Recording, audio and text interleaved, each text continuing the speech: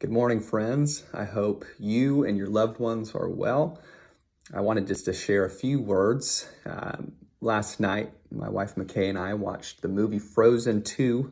Great film, highly recommend it. And from that film, I heard a wonderful quote that's so relevant for us today. It was from the chief stone troll. And he said, "When one can see no future, all one can do is the next right thing." And I thought that was pretty profound for us. In this moment in our lives, the future seems so unknown, and we are left with so many choices in front of us. And the thing that we want to be doing is the next right thing. That's all we can be asked of, and that's all really what we can be doing.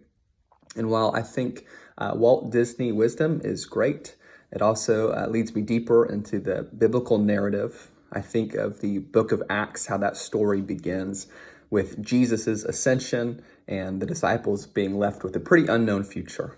They are sort of left to their own devices, but we see them responding to that uncertainty with a lot of grace.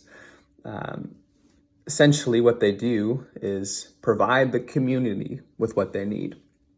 And I think that's the right next step for us too, providing the community with what the community needs. And for now, that is social distancing. That's a little bit of space.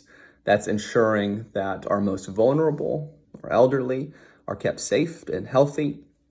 There's a lot going around, and I know stress and anxiety is up. I went on a walk this morning, and I was left with a sense of God has still got creation. The world continues to be beautiful. We will continue to live and be okay.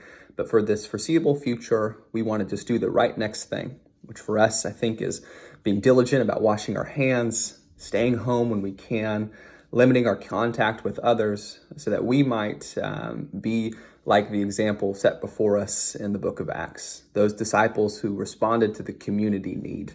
That's my hope for us in the weeks ahead, and I hope that the peace and presence of God will be with you now and always.